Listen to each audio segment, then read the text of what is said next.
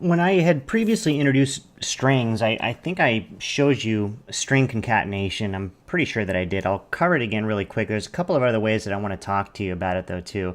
So let me start by creating a variable. We've got a variable here that we're going to call full name, and we'll just make it a string of John, and we'll end it right there. Actually, no, we'll kind of rehash what we had talked about before, and I'll use the period operator to concatenate, and we'll add a space, and we'll say last name is Smith, right? And then it's I mean, just the way that we're doing this, it's kind of an unnecessary thing. It's really just to show you that the period is used to concatenate strings together. I'll output this to my browser and show you that what we should get as a result of what we're doing here is John space Smith in the browser, and that's what I'm getting. So, ordinarily you would be, using variables and concatenating spaces or concatenating other characters or concatenating other variables. This is kind of a silly example, but it gives you an idea of how the period is used as the concatenating operator. The other thing that you want to be aware of when you're working with strings and you're doing concatenation is that you can, over the course of multiple lines, build your string. And I'll show you what I mean by that. If I have a variable and we're going to call that sentence, I'm going to initialize it with this is the start. And then I'll end it there. And I'll create a new line and I'll say sentence dot equals of my sentence. I'll terminate that line. I'll create a new line. I'll say sentence again dot equals. This is the start of. I'll end that. And then lastly, I'll say sentence dot equals yet another sentence. And that's it. I spelled sentence wrong, and my IDE is letting me know I spelled sentence wrong. It's helpful in more ways than just programming, apparently. So I'll output that sentence to the screen. And what we should see is this is the start of my sentence with a space, and then this is the start of yet another sentence. And you'll just take a look at the syntax that I'm using here to kind of build this string into a single variable. I'll save that and go here, and we'll take a look, and nothing out of the ordinary here. It's really just two sentences put together. We use the dot equal operator to concatenate strings together in multiple lines. So we're doing this over the course of multiple lines here. That's what the dot equals operator is for. This is a little unusual, which is why I wanted to call it out, because in other languages where a string is an object, this is going to be considered bad form. So if you were using Java, for example, you might think, well, you're creating a sentence variable which is effectively a string object, and you're then destroying that object and creating a new object with the same name, 3 additional times, which is a bit of a waste of memory. But in PHP, this syntax is exactly how you would do that. It suggests that there's something under the hood that is preventing you from wasting memory or wasting space. I'm not 100% sure exactly what's going on to make this okay, but this is actually common practice in PHP. This is how you would build a string over the course of multiple lines in a single variable. So if you're coming from another language and you look at this and you see it and you think, oh my gosh, what are these people doing? This is how you would do it in PHP, at least as far as I've been able to tell. So far, that's pretty much the norm. What I wanted to show you, in addition to some more information on concatenation, is the string manipulation strings. There's a ton of these. Unlike some of the other programming languages out there, they are not methods or objects off of a string object. They're just these kind of globally available functions that I wanted to show you. So what we'll do, just to give you an example of how some of these work, is we'll set a variable. We'll call it word, and it can be anything. We'll say, this is my message, and for the purposes of using our string manipulation functions, we'll just make it all lowercase so you can see what we're going to do here. We'll have, so actually what we'll do is we'll call this phrase 1, and then we'll call this phrase 2, and we'll make this all caps, and we'll say, I like to yell in my code. Okay, so what we'll do is we'll echo one of these variables, but we'll do so including a particular string manipulation function. What we're going to use is str to lower. That's the string to lowercase function, basically, and we'll take the one that we've got in all caps, which is phrase 2, and we'll output that. So right now, we know that we've got phrase 2 in all caps. I'll output that to the screen so you can see it as is, and then I'll follow it up with the string to lower function and see how that changes the nature of that string. And what you see is first it outputs the string as I've actually initialized it, which is I like to yell in my code. And then it invokes the string to lower function, which then takes the exact same string, moves all of those uppercase letters into all lowercase. And then for the purposes of making it nice and pretty, I'll make sure that from here on out I include my HTML break so it's a little bit easier to look at. So it would look like this.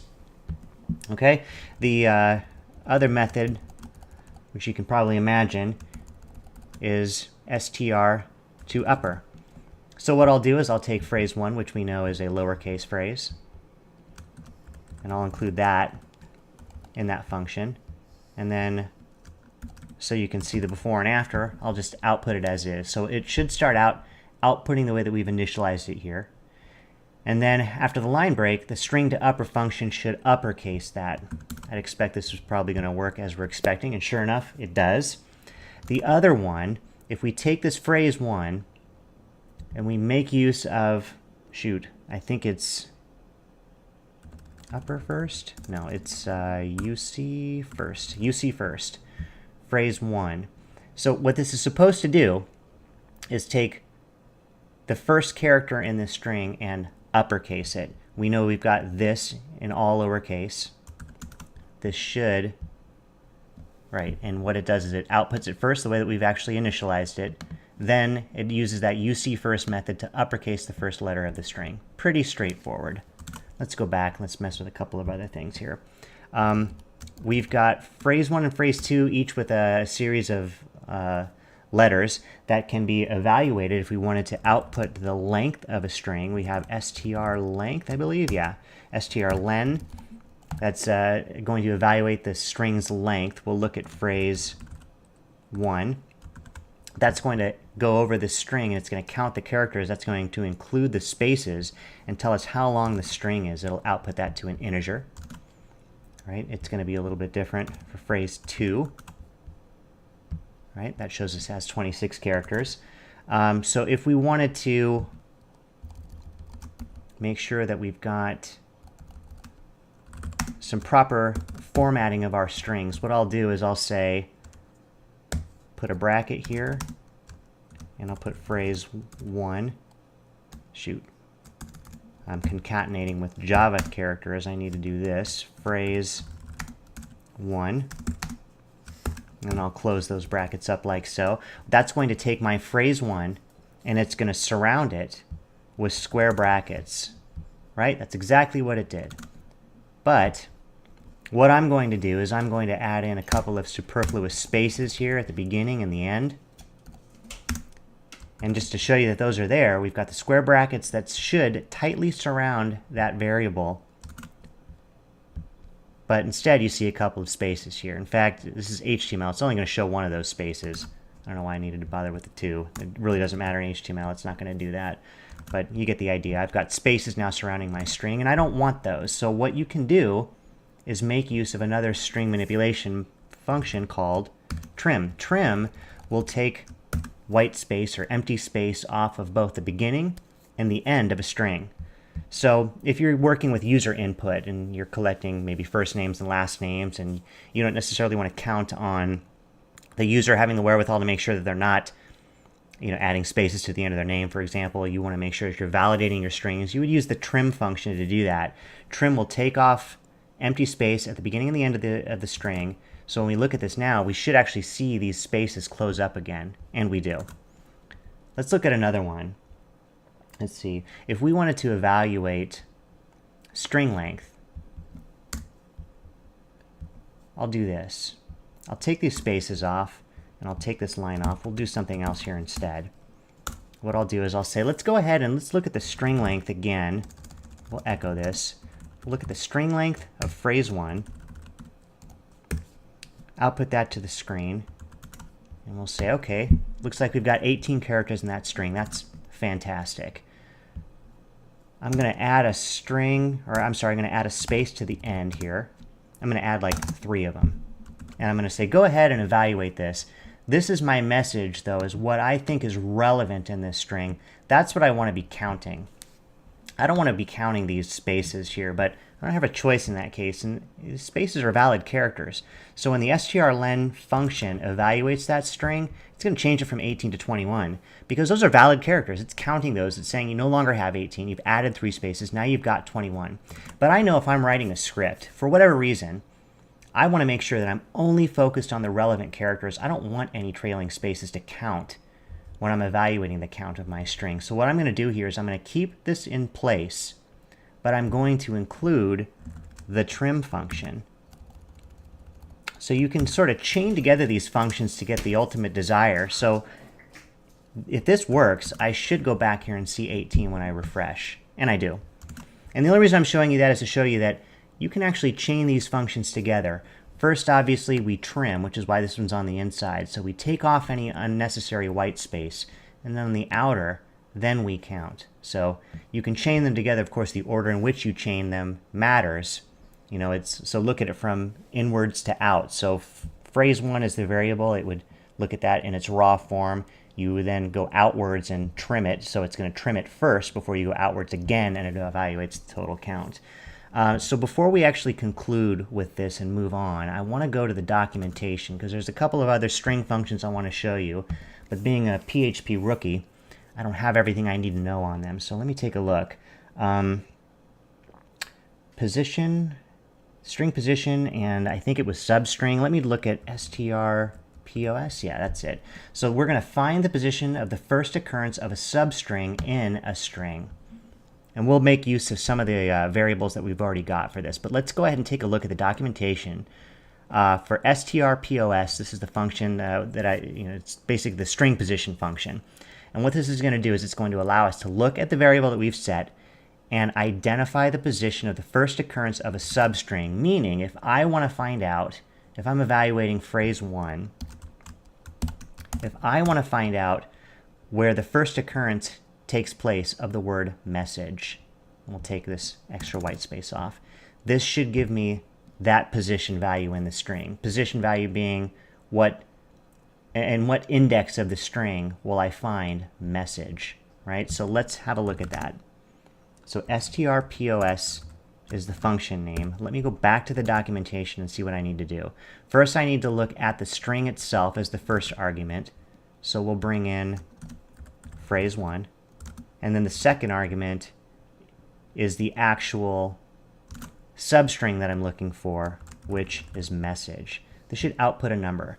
So just to make sure that we know what we're looking for, I'm going to go ahead and count. So I'm going to start with 0 to 1, 2, 3, 4, 5, 6, 7, 8, 9, 10, 11. Let's see if I did that right. 11. So what this has done is it said, okay, you're looking at the phrase 1 variable. That string is this is my message. You're saying look at string 1, or phrase 1 rather, and tell me where the first occurrence of the word message is, and that's what it comes back with. So it's saying that at position 11 you'll find message. That's what that's about. So that's going to become useful to you if you're actually evaluating strings and attempting to strip out specific words or characters, or if you're looking to manipulate the string in such a way that you lop off maybe the first part of the string until you reach a certain... There's a number of reasons why you might want to do this. It's a pretty important function to understand, among many, many others. Let's look at another one. Substring is another one.